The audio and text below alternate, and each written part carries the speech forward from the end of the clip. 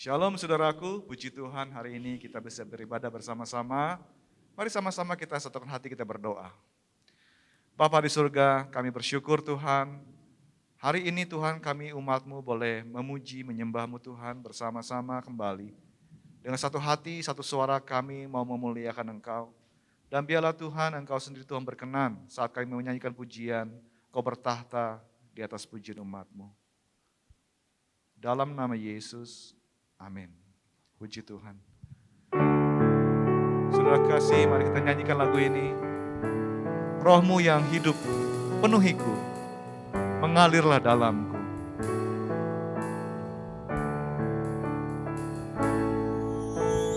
Roh-Mu yang hidup penuhiku, mengalir dalamku.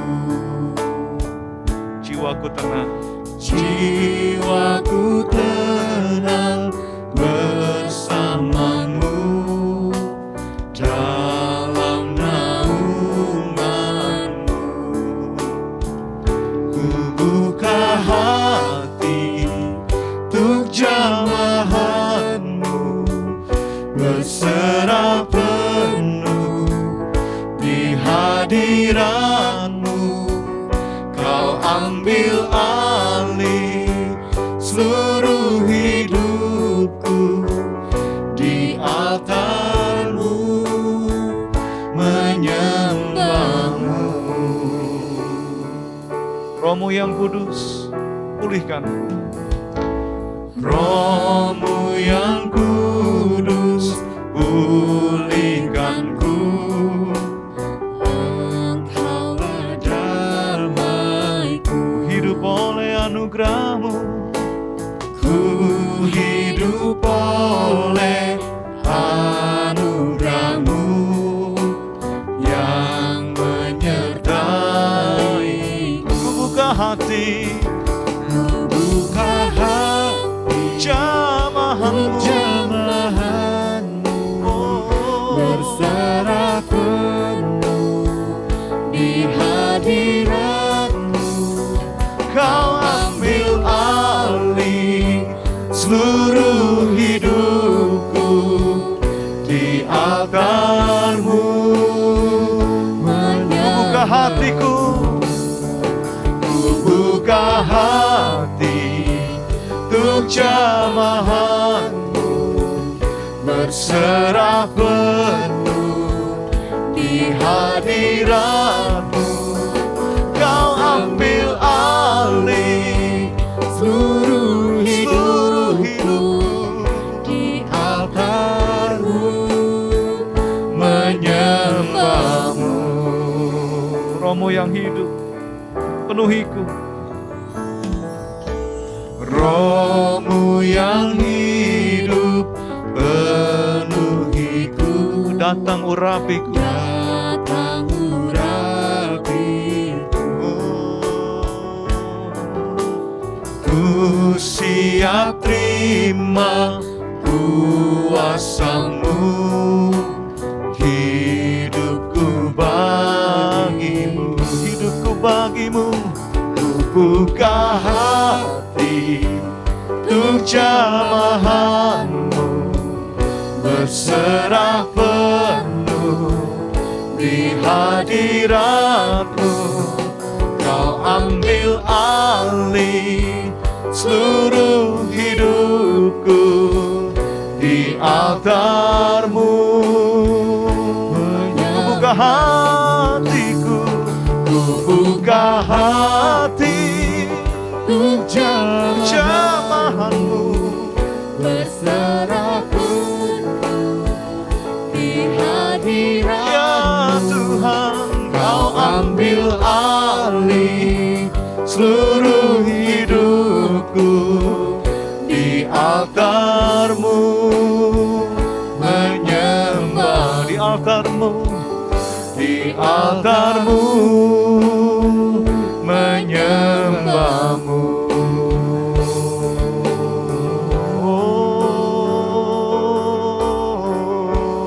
Altar-Mu Tuhan, kami menyembah-Mu Tuhan.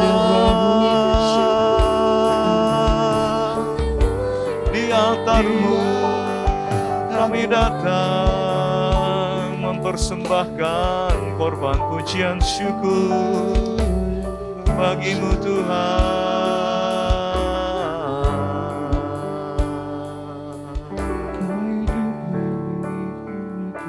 Terima kasih Tuhan Yesus. Jika 2-3 orang berkumpul di dalam nama-Mu, Kau hadir. Saat kami menaikkan pujian Tuhan, Kau bertahta di atas pujian umat-Mu. Kami sembah Kau Tuhan. Kami sembah Kau. Oh Yesus. Kau hadir di tengah kami. Ku sembah Kau. Ku sembah Kau. Kau hadir di tempat ini. Ku sembah Kau. Ku sembah Kau. Kau hadir. Kau hadir di tengah kami. Ku sembah Kau. Ku sembah Kau. Kau hadir di tempat ini. Ku sembah Kau. Ku sembah Kau. Pembuka jalan mujizat, penggenap janji, terang hidup. Allahku, itulah Engkau. Pembuka jalan mujizat, penggenap janji, terang hidup. Allahku, itulah Engkau. Kau hadir jamah tiap hati. Ku sembah Kau. Ku sembah Kau. Kau hadir menyembuhkanku. Ku sembah Kau. Ku sembah Kau. Kau hadir mengubah hidup. Ku sembah Kau.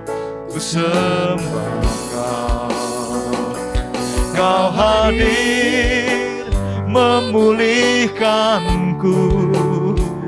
Ku sembah Kau. Ku sembah Kau. Pembuka jalan mujizat, penggenap janji, terang hidup.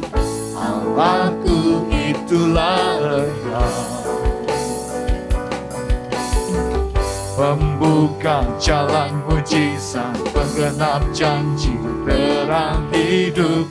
Allahku, itulah Engkau. Kau hapus air mata, pulihkan hati hancur. Engkaulah jawaban, Yesus. Kau hapus air mata, pulihkan hati hancur. Engkaulah jawaban, Yesus. Pembuka jalan mujizat, penggenap janji, terang hidup. Allahku, itulah Engkau.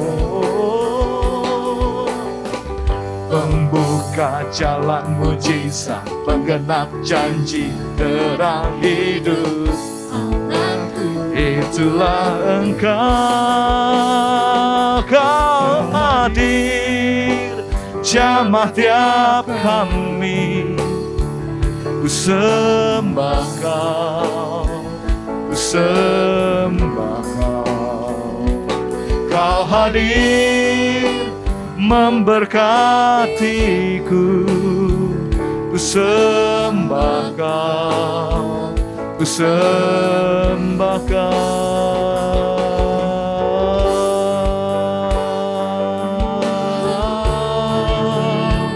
Oh Bapa, sembah Kau Tuhan. Oh,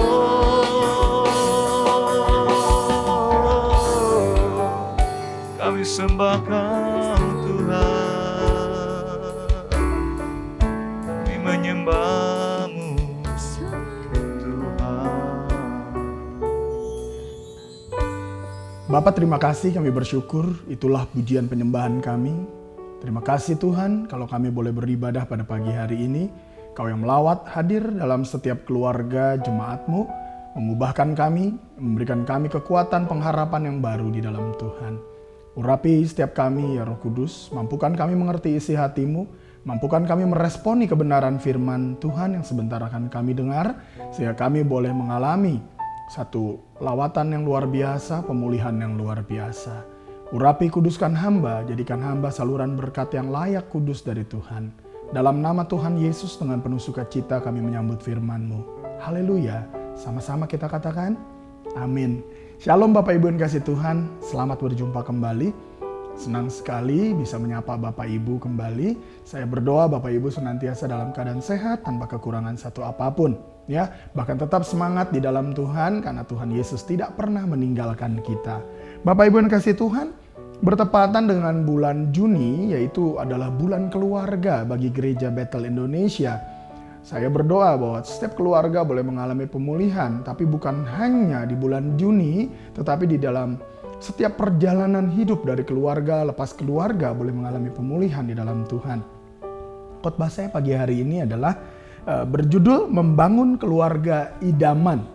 Membangun keluarga idaman tentunya adalah sebuah harapan bagi setiap orang, harapan bagi setiap keluarga, harapan bagi setiap pria wanita yang menginginkan satu kehidupan yang baik selama di dalam dunia.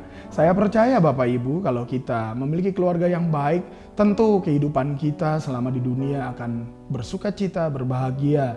Tetapi kalau keluarga kita tidak mengalami damai, tidak mengalami sukacita, tidak mengalami kerukunan, maka keluarga itu menjadi sesuatu hal yang sangat menakutkan.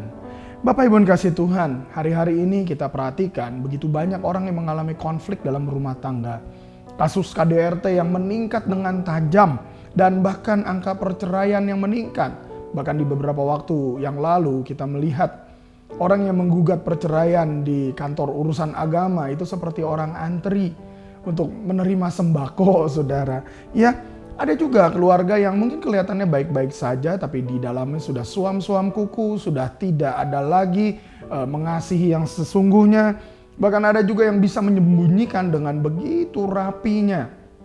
Sampai-sampai keluarga itu nampaknya seperti kuburan yang berlabur putih. Luarnya indah, tetapi dalamnya penuh dengan kemarahan, penuh dengan kekecewaan, penuh dengan dendam dan lain-lain.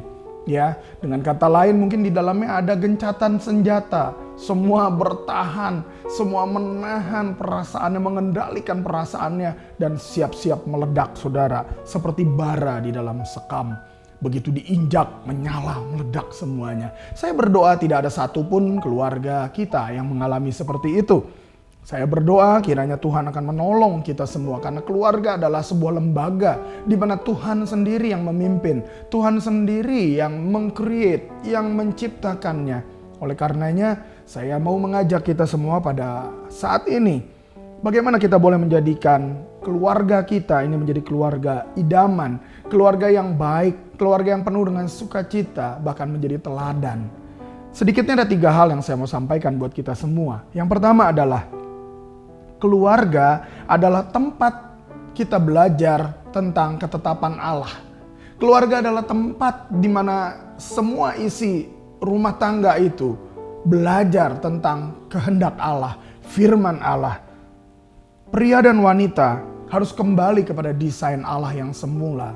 Bagaimana ketika Adam diciptakan oleh Bapa, Waktu itu Adam dari debu tanah dibentuknya manusia, dihembuskan nafas kehidupan dan jadilah manusia yang hidup, yaitu Adam. Lalu Tuhan mengambil Adam, menempatkan Adam di Taman Eden dengan memerintahkan Adam untuk mengusahakan bahkan memelihara taman itu. Ada tugas yang Tuhan sediakan bagi para pria, di mana pria harus bekerja, pria harus menghasilkan sesuatu, harus produktif. Bahkan Tuhan memerintahkan kepada Adam untuk memberi nama kepada binatang-binatang. Dan saya percaya, saudara, ini adalah sebuah otoritas yang Tuhan berikan kepada Adam untuk menguasai semua ciptaan yang lain. Sebagai pemimpin, sebagai pemelihara. Namun, sebelum dia bisa memelihara yang lain, dia harus bisa mengendalikan dirinya dulu. Dia harus bisa memelihara dirinya dulu.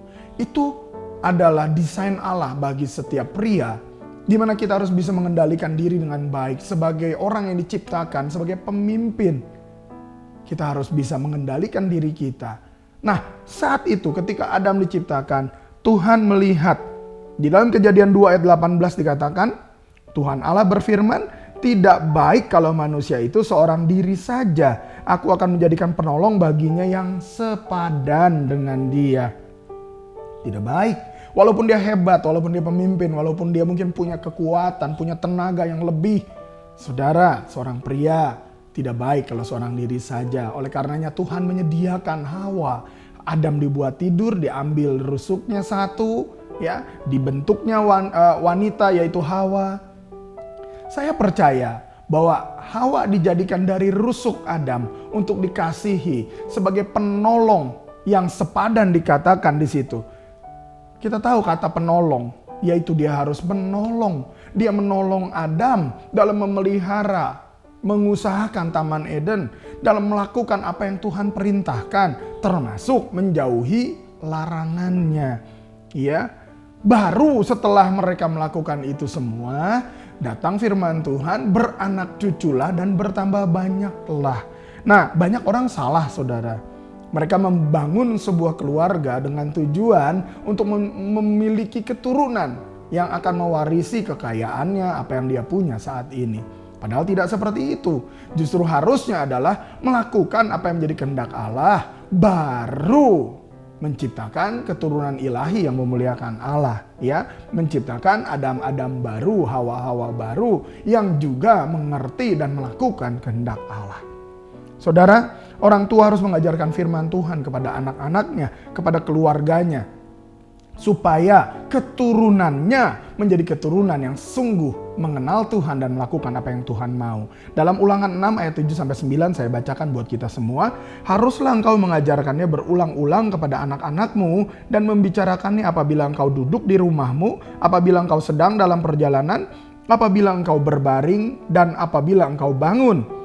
Haruslah juga engkau mengikatkannya sebagai tanda pada tanganmu, dan haruslah itu menjadi lambang di dahimu, dan haruslah engkau menuliskannya pada tiang pintu rumahmu dan pada pintu gerbangmu. Kebenaran firman Allah, ketetapan Allah, kehendak Allah harus terus diajarkan. Di dalam rumah, Adam yang bertanggung jawab sebagai kepala keluarga, sebagai imam. Dia harus mengajarkan istrinya, Hawa. Dia harus mengajarkan keturunannya yang lain. Demikian juga keluarga kita. Orang tua bertanggung jawab mengajarkan kebenaran firman Allah kepada anak-anaknya. Di dalam keluarga juga belajar otoritas. Di mana 1 Korintus 11 ayat 3 katakan, tetapi aku mau supaya kamu mengetahui hal ini, yaitu kepala dari tiap laki-laki ialah Kristus. Kepala dari perempuan ialah laki-laki dan kepala dari Kristus ialah Allah. Ada otoritas. Allah, Kristus, laki-laki, wanita atau istri, barulah anak-anak di bawah otoritas para orang tua. Dalam Kolose 3 ayat 18-22 dikatakan dengan jelas sekali, hai istri-istri, tunduklah kepada suamimu sebagaimana seharusnya di dalam Tuhan. Ayat 19, hai suami-suami, kasihilah istrimu dan janganlah berlaku kasar terhadap dia. Hai anak-anak, taatilah orang tuamu dalam segala hal, karena itulah yang indah di dalam Tuhan. Hai bapak-bapak, janganlah sakiti hati anakmu, supaya jangan tawar hatinya. Ayat 22 bahkan, Untuk hamba-hamba dikatakan, hai hamba-hamba, taatilah Tuhanmu yang di dunia ini dalam segala hal. Jangan hanya di hadapan mereka saja untuk menyenangkan mereka, melainkan dengan tulus hati karena takut akan Tuhan. Keluarga adalah tempat belajar tentang ketetapan, tentang firman Allah, tentang kehendak dan rencana Allah. Bukan di gereja, ya, atau di sekolah Alkitab sekalipun. Jadi jangan percayakan anak-anak kita, serahkan, ya udah biar sekolah minggu saja, biar pendeta saja, biar gereja saja, biar sekolah Alkitab saja yang mengajarkan kepada anak-anak kita. Bukan. Yang bertanggung jawab adalah ayah, ibu, orang tua mengajarkan kepada anak-anaknya. Ya, merekalah yang bertanggung jawab, bukan guru sekolah minggu dan bukan pendeta. Poin yang kedua, saudara, ya, keluarga juga adalah tempat belajar dan membangun karakter Allah. Adam Hawa diciptakan menurut gambar dan rupa Allah. Kejadian 1 ayat 26-27 katakan apa? Berfirmanlah Allah, baiklah kita menjadikan manusia menurut gambar dan rupa kita, supaya mereka berkuasa atas ikan-ikan di laut dan burung-burung di udara, dan atas ternak, dan atas seluruh bumi, dan atas segala binatang melata yang merayap di bumi. Maka Allah menciptakan manusia itu menurut gambarnya. Menurut gambar Allah diciptakannya dia, laki-laki dan perempuan diciptakannya mereka. Adam dan Hawa diciptakan menurut gambar dan rupa Allah. Bukan hanya dalam penampilannya, tetapi dengan segala karakternya. Saya percaya saudara, keluarga yang sungguh memiliki ketetapan Allah, mengerti tentang kehendak Allah, di dalamnya pasti ada pembentukan karakter Allah yang lebih lagi. Sehingga setiap isi rumah tangga itu semakin mencerminkan karakter Kristus. Ada kesabaran Bapa, sama seperti Bapa yang sabar kepada manusia, harus tercermin di dalam keluarga. Jangan sampai perbedaan karena memilih restoran. Mungkin anaknya mau ke Kentucky Fried Chicken, ibunya mau makan gado-gado, lalu bapaknya mau ke rumah makan Padang. Lalu anaknya satu lagi mungkin mau ke tempat yang lain. Saking mereka kesulitan, saking mereka gak sabar satu dengan yang lain. Akhirnya semua marah, semua pulang ke rumah dan berujung makan telur mata sapi. Ya, saudara, harus ada kesabaran Tuhan di dalam keluarga. Ada pengorbanan Kristus juga harus nampak. Bagaimana ketika suami menemani istrinya belanja. Pak, bajuku sudah bule, sudah jelek semua. Temani aku beli baju ya Pak. Setelah dicoba-coba bajunya 1, 2, 3, 4, 5. Akhirnya istrinya bilang, Pak, gak ada yang cocok. Kalau begini repot Pak. Kalau gitu aku cari sepatu saja. Jalan ke tempat sepatu, cari sepatu. Dicobai 1, 2, 3, 4, dan seterusnya. Lalu dia bilang lagi, Pak, mahal sepatunya, tidak cocok. Dan pindah. Akhirnya, udah jangan deh Pak, kita cari tas aja. Setelah lihat-lihat tas, setelah 1 jam lagi lihat tas. Pilih. Akhirnya dikatakan, tasnya gak ada yang cocok Pak, terlalu mahal, warnanya berbeda, tidak sesuai dan lain-lain. Kalau gitu beli lipstick saja Pak. Jadi yang mana yang sebetulnya mau dibeli? Kadang-kadang bapak-bapak memang kesulitan untuk mengerti apa yang menjadi keinginan istrinya. Tetapi hal ini harus dimiliki oleh seorang suami. Ada pengorbanan untuk menemani, untuk tetap sabar juga menunggu. Ya. Bagaimana juga penyertaan, pertolongan, dan tuntunan Roh Kudus harus ada di dalam keluarga. Ketika ibu-ibu hari-hari ini harus menemani anak-anaknya belajar di rumah karena sekolah masih online. Bagaimana mereka juga harus sabar menemani anak-anaknya belajar. Kalau selama ini guru yang harus sabar, sekarang ibu atau orang tua, ayahnya juga harus sabar. Mendadak di rumah jadi homeschool. Ya, orang tua harus ajar anaknya. Nah, saudara, demikian juga tentang disiplin dan ketaatan Kristus kepada Bapa harus ada di dalam rumah tangga. Jangan sampai istrinya, anaknya sudah siap di hadapan TV untuk mengikuti ibadah online hari Minggu jam 8, tetapi suaminya masih cuci mobil atau masih mandi. Dipanggil, Pak, ayo cepat udah mau mulai. Sebentar, Pak, ayo cepat sudah mau mulai. Akhirnya terlambat sendiri. Jangan sampai saudara, disiplin ini juga harus ada dan dimiliki. Karena sesungguhnya tiap kali ibadah begini, kita bisa ketahui siapa yang ibadah jam 8 bersama-sama, siapa yang beribadah masing-masing juga ada. Ya, saudara, sebagaimana dikatakan firman Allah dalam Amsal 27 ayat 17, besi menajamkan besi, orang menajamkan sesamanya. Di dalam keluarga lah hal itu dibentuk lebih lagi. Kalau kita mengalami gesekan di luar keluarga, mungkin kita tidak suka karena ada orang yang terus menggesek kita, membentuk karakter kita. Mendadak orang itu menjadi kurang menyenangkan menurut kita. Kita bisa pilih untuk meninggalkan mereka. Tetapi ketika yang menggesek itu adalah keluarga kita, haruskah kita tidak pulang ke rumah? Haruskah kita tidak menerima dia lagi? Atau kita membuang dia? Tidak tentunya. Ya, apalagi suami istri. Firman Allah katakan, apa yang sudah dipersatukan Allah tidak boleh diceraikan oleh manusia. Jadi mau gak mau saudara, pembentukan karakter itu harus terjadi di dalam rumah tangga. Pernah ada satu cerita seorang istri yang terkenal cerewet, sakit keras dan akhirnya meninggal. Disemayamkan di sebuah rumah duka dan tiba saatnya waktu hari pemakaman itu. Semua orang yang bertugas menggotong peti jenazah, mereka mengangkat peti jenazah dan ketika mereka menggotongnya, tanpa sengaja mereka membentur sebuah tiang dan jatuh. Ketika membentur sebuah tiang dan jatuh peti jenazah itu, lalu mendadak di dalamnya terdengar suara mengadu. Aduh! Ya, saudara tahu secara luar biasa ternyata wanita yang terkenal cerewet ini bangkit kembali, hidup kembali. Dan dengan luar biasa 10 tahun dia bisa hidup kembali. Semua orang merasa hebat luar biasa. Nah, setelah 10 tahun hidup kembali, si wanita cerewet ini, akhirnya dia sakit keras lagi dan dia meninggal. Disemayamkan di rumah duka yang sama. Ya, tiba hari pemakaman, para penggotong udah siap mengangkat peti jenazah, tiba-tiba suaminya berteriak dari jauh, "Tunggu, tunggu!" Dan dia langsung menempelkan kertas-kertas di peti jenazah tersebut dengan tulisan besar-besar. Tulisannya tertera, "Fragile, barang pecah belah, jangan dibanting." Dan ketika peti jenazah itu digotong, suaminya ini yang mengkomandoi pengangkat jenazah itu. Dan ketika melewati tiang yang sama waktu itu, suaminya berteriak jauh-jauh, "Awas tiang, awas tiang." Saudara tahu kenapa? Takut jatuh lagi. Nanti kalau bangkit lagi, dia mengalami kesulitan lagi 10 tahun.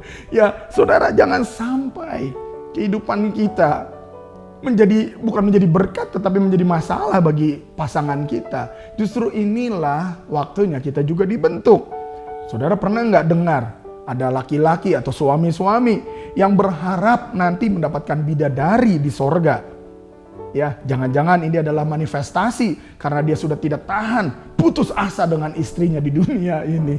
Ya, saudara, ingat, keluarga adalah tempat belajar dan membangun karakter Kristus. Ya, tidak boleh melarikan diri ketika Tuhan memurnikan dan membentuk kita. Jadikan ini sebagai wadah untuk kita terus semakin diubahkan menjadi serupa gambar Kristus. Yang ketiga, yang terakhir, keluarga adalah tempat menggenapi rencana Allah. Di dalam Yosua 24 ayat 15 katakan, di kalimat yang terakhir Yosua mengatakan, "Tetapi aku dan seisi rumahku kami akan beribadah kepada Tuhan." Ya, setiap pribadi tentu punya visi, punya harapan. Seorang pria wanita yang belum menikah pun punya harapan. Mau bagaimana nanti ke depan. Dan ketika mereka bertemu dengan yang mereka yakini pasangan hidup, ya, lalu mereka mulai menyatukan hati, menyatukan visi dalam sebuah pernikahan untuk mencapai tujuan bersama. Ya, dan ini tidak boleh coba-coba. Ngerinya hari-hari ini saudara, bahkan di TV ada reality show yang berjudul Married at First Sight. Ya, jadi dipertemukan orang yang belum pernah ketemu lalu mereka menikah, dicoba kalau cocok lanjut, nggak cocok ganti. Nah, macam mana ini? Ya, ini tidak benar tentunya. Keluarga Kristen tidak boleh seperti itu. Ya, setiap keluarga yang dibentuk harus memiliki nilai, value yang jelas, bukan asal nikah karena memang sudah cukup usia atau lanjut usia, lalu mulai berpikir, ayo cepat nikahlah, bagaimana nanti, ya. Nggak boleh saudara, kita harus sama seperti Yosua juga, memastikan bahwa keluarga yang dibentuk nanti, sama seperti Yosua katakan tadi apa? Bahwa ia dan seisi rumahnya akan menyembah Tuhan. menjadi keluarga yang sungguh mengenal dan hidup di dalam Tuhan. Bagaimana Nuh juga membawa istri anak mantunya masuk ke dalam bahtera untuk menerima pertolongan dan keselamatan yang dari Tuhan. Kita harus pastikan ya. Dan kalau Nuh dikatakan apa dalam Kejadian 6 ayat 22 ya, ketika Tuhan perintahkan lalu Nuh melakukan semuanya itu tepat seperti yang diperintahkan Allah kepadanya, demikianlah dilakukannya. Kita harus lakukan tepat seperti apa yang Tuhan mau dalam hidup kita, supaya hidup kita boleh berkenan menyukakan hati Tuhan. Ya, mereka, maksud saya Yosua dan Nuh memiliki determinasi dan tekad yang kuat untuk menggenapi apa yang menjadi rencana Allah. Ya, tujuan sebuah keluarga bukan kekayaan, bukan kepemilikan, bukan keturunan, bukan perusahaan, bukan rumah, mobil mewah, bukan gelar dan lain-lain. Ya, tujuan Tuhan untuk keluarga adalah menjadikan keluarga representasi dari gambar Kristus. Karena Tuhan menjadikan laki-laki dan perempuan menjadi serupa dengan gambarnya di dalam karakter, dalam seluruh keberadaannya. Saudara pernah dengar nggak satu cerita ilustrasi? Ada orang kaya raya yang masuk surga. Tapi di pintu surga dia berdebat dengan malaikat karena dia memaksa mau membawa 100 kilo emas batangannya dan 50 kilogram batu-batu permatanya. Ya tentu tidak boleh dibawa masuk ke dalam ya. Dan akhirnya terjadi nego-nego yang ketat di situ. Akhirnya malaikat datang ke dalam menjumpai supervisornya lebih kurang ya. Dan diputuskanlah bahwa orang kaya yang baik hati di dunia ini, yang sering menyumbang, memberikan bantuan dan lain-lain, diizinkan untuk membawa emas batangannya seberat 10 kg bersama dengan permatanya atau diamondnya dan lain-lain, itu 10 kg juga. 20 kg dia boleh bawa masuk.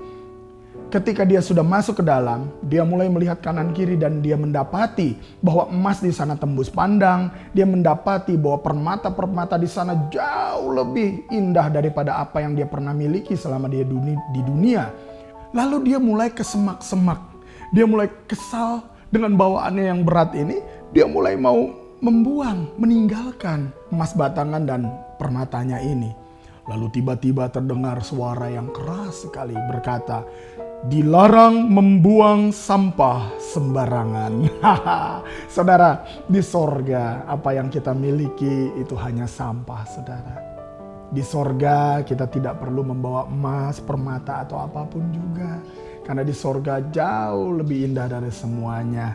Ya, oleh karenanya tujuan keluarga itu bukan kekayaan. Tujuan hidup kita itu bukan kekayaan, bukan pencapaian di dunia.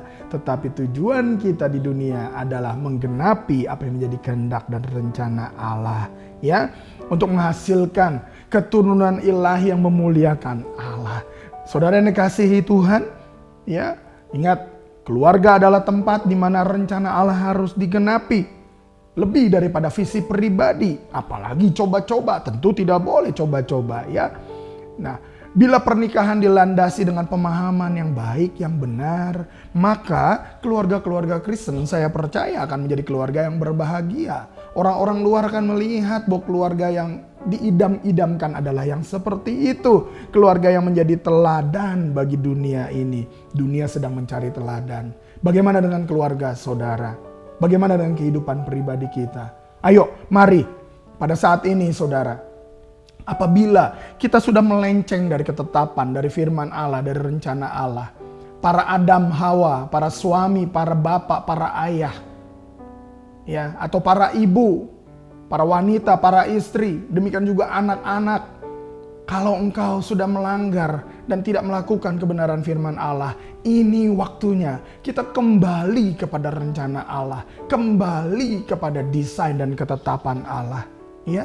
Dan izinkan Roh Kudus melalui keluargamu, melalui anggota keluargamu, melalui orang tuamu dan siapapun dalam hidupmu untuk membentuk karaktermu, untuk menjadi serupa dengan gambar Kristus.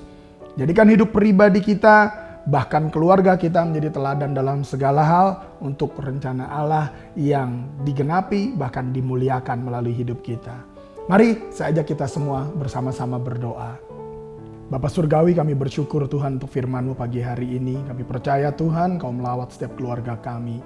Mari Tuhan Kau melawat Setiap keluarga yang mungkin sudah mulai mengabaikan tentang ketetapan Allah, rencana Allah, firman Allah, biar mulai hari ini boleh kembali kepada desain awal Tuhan.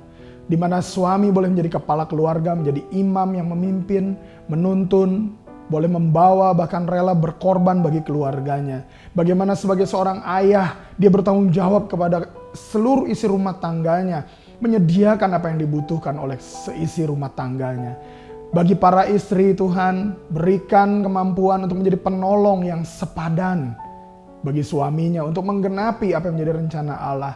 Untuk anak-anak, biarlah para anak-anak juga boleh memiliki hati yang hormat, yang tunduk kepada orang tuanya, yang taat kepada orang tuanya.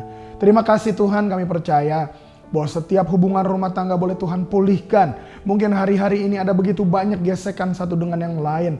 Mungkin ada banyak yang sudah merasa tidak tahan. Tapi kami yakin ketika Tuhan melawat, ada mujizat Allah. Bahkan terjadi dengan luar biasa, melebihi apa yang kami bisa bayangkan. Karena buluh yang patah terkulai tidak Tuhan putuskan. Sumbu yang pudar nyalanya tidak Tuhan padamkan. Karena Tuhan sanggup menyatakan hukum-Mu benar. Terima kasih Bapa, kami serahkan seluruh keluarga jemaat-Mu dalam tangan Tuhan. Bentuk setiap keluarga untuk mencerminkan gambar Allah yang nyata. Menjadi representasi Kristus di dalam kuasa, dalam kasih, di dalam karakter Allah khususnya. Sehingga setiap keluarga boleh menjadi keluarga yang menjadi idaman bagi dunia. Bagi banyak orang, menjadi teladan bagi banyak orang. Mari Tuhan, Kau tolong supaya setiap ayah, ibu, anak-anak, bahkan seluruh isi rumah tangga boleh hidup menyembah Tuhan. Menyembah Allah yang hidup, yang berkuasa, yaitu Tuhan Yesus Kristus. Sehingga rencana Tuhan, kehendak Allah boleh digenapi. Nama Tuhan Yesus boleh ditinggikan. Terima kasih Bapa, kami serahkan seluruh hidup kami dalam tangan-Mu Tuhan. Di dalam nama Tuhan Yesus kami berdoa. Amin. Mari Bapak Ibu, kita persiapkan hati untuk menerima perjamuan kudus. Saya ajak kita semua untuk menyiapkan roti dan anggur, minuman kita, untuk bersama-sama kita menerima tubuh dan darah Kristus. Ya, biar melalui perjamuan pada saat ini, kita boleh dipersekutukan dengan Tuhan dan satu dengan yang lain.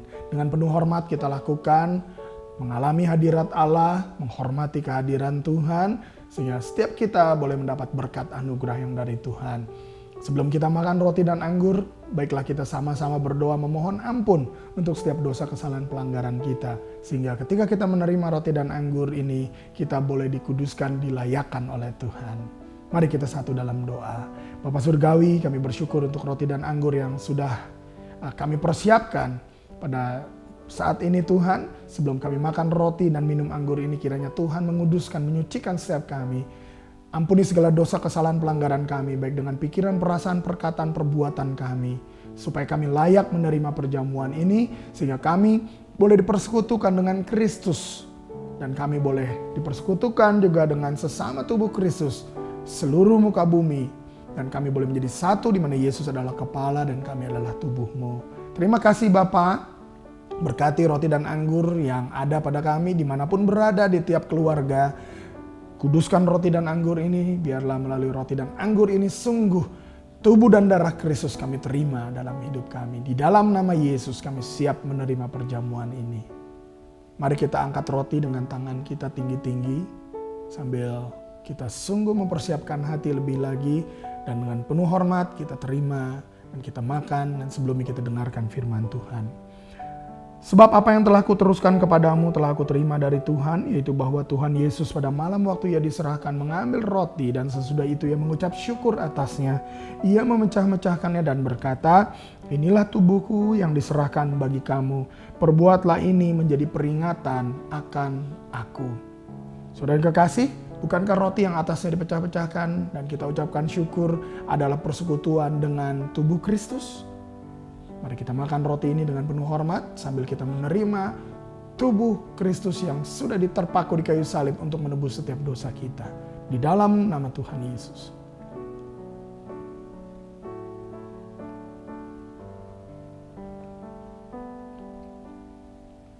Mari kita angkat cawan anggur kita dengan penuh hormat juga.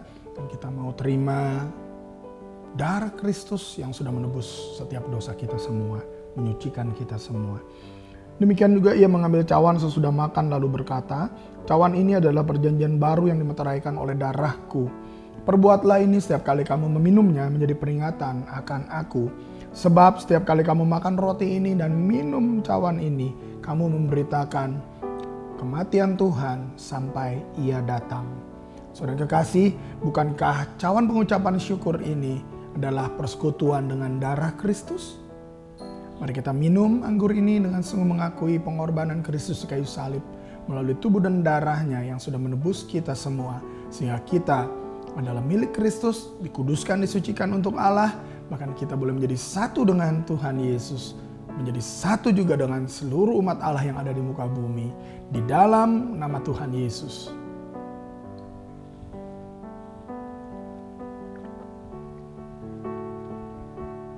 Haleluya Tuhan, terima kasih Bapa untuk perjamuan kudus yang sudah kami terima. Kami percaya bahwa kami sudah dipersekutukan dengan Tuhan dan satu dengan yang lain. Di mana Yesus adalah kepala dan kami adalah tubuh-Mu Tuhan. Jadikan kami semua umat-Mu yang menjadi saksi-Mu sampai Tuhan datang kembali. Kami percaya segala berkat anugerah kasih yang dari Tuhan sudah Tuhan limpahkan buat kami. Yang lemah dikuatkan, yang sakit disembuhkan oleh bilur-bilur-Mu. Bahkan yang terikat boleh mengalami kelepasan, pemulihan, pertolongan yang dari Tuhan. Berbeban berat diberi kelegaan, yang sedang berduka diberikan sukacita yang baru yang dari Engkau Tuhan. Terima kasih Bapa, kami percaya pemeliharaan-Mu sempurna dalam setiap kami. Biar melalui perjamuan kudus ini juga Tuhan, kami diingatkan bahwa hidup kami adalah kepunyaan-Mu. Baiklah kami melakukan apa yang baik benar, yang menyukakan hati Tuhan. Terima kasih Tuhan, kami bersyukur untuk perjamuan ini di dalam nama Tuhan Yesus. Kami juga mau berdoa Tuhan, bagi seluruh jemaat-Mu dimanapun berada, di rumah-rumah, baik jemaat-Mu yang paling muda, yaitu bayi-bayi dalam kandungan, maupun oma-opa yang sudah lanjut usia.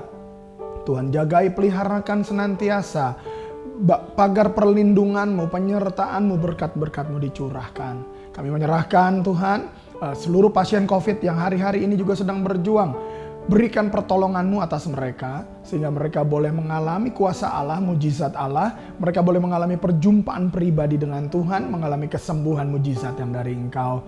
Untuk para medis yang sedang merawat juga Tuhan, yang sedang berjuang hari-hari ini, berikan kekuatan. Bukan hanya bagi mereka, tapi bagi keluarganya pun Tuhan berikan perlindungan secara khusus. Kami menyerahkan Gereja Betel Indonesia dalam tangan Tuhan, ketua umum kami, seluruh staf BPH, bahkan seluruh ketua BPD dimanapun berada, bahkan seluruh gembala, pejabat, jemaat Tuhan. Gereja Betel Indonesia boleh menjadi terang, boleh menjadi garam, boleh menjadi berkat. Bahkan di bulan keluarga ini ada begitu banyak keluarga-keluarga yang boleh mengalami pemulihan yang luar biasa yang dari Tuhan. Jadikan Gereja Betel Indonesia terang yang sungguh memuliakan Allah, untuk menuntaskan amanat agung dengan sehati. Kami menyerahkan pemerintahan kota dan bangsa kami dalam tangan Tuhan, mulai presiden kami, Bapak Joko Widodo bersama dengan wakil presiden, para menteri, seluruh gubernur, wali kota, bupati, bahkan RT RW dimanapun mereka berada, dari pusat sampai ke daerah, berikan roh yang takut akan Allah. Berikan tuntunan-Mu Tuhan bagi para pemimpin di negeri ini Tuhan. Berikan hati-Mu supaya sungguh mereka boleh menjalankan pemerintahan ini dengan takut dan gentar. Terima kasih Bapa, kami menyerahkan semua doa kami yang tidak sempurna dalam tangan Tuhan. Biar Tuhan yang melakukannya jauh lebih banyak dari apa yang kami doakan dan mintakan. Terima kasih Bapa, kami mau menerima berkat yang dari Tuhan. Bapak Ibu yang kasih Tuhan, angkat kedua tanganmu, arahkan hati kepada Tuhan. Tuhan memberkati dan melindungi engkau. Tuhan menyinari engkau dengan wajahnya dan memberi engkau kasih karunia. Tuhan menghadapkan wajahnya kepadamu dan memberi engkau damai sejahtera. Terimalah, bawalah berkat berlimpah dari Allah Bapa, cinta kasih Tuhan Yesus, penyertaan kuasa, sukacita dari Roh Kudus, boleh memenuhi engkau mulai saat ini sampai selamanya. Terimalah segala berkat yang mengiringinya, makanan, minuman, pakaian, kesehatan, keberhasilan menjadi bagianmu. Bahkan apa yang tidak pernah engkau lihat, dengar, tidak pernah timbul dalam hatimu, Tuhan sediakan bagi engkau yang mengasihinya. Kau dan seluruh isi rumah tanggamu diselamatkan. Bahkan apa yang kau perbuat akan berhasil dan beruntung dan memuliakan Allah. Terimalah semua berkat ini dan jadilah berkat. Di dalam nama Tuhan Yesus kita percaya dan menerima berkat bersama berkata, amin. Tuhan Yesus memberkati saudara semua, tetap semangat.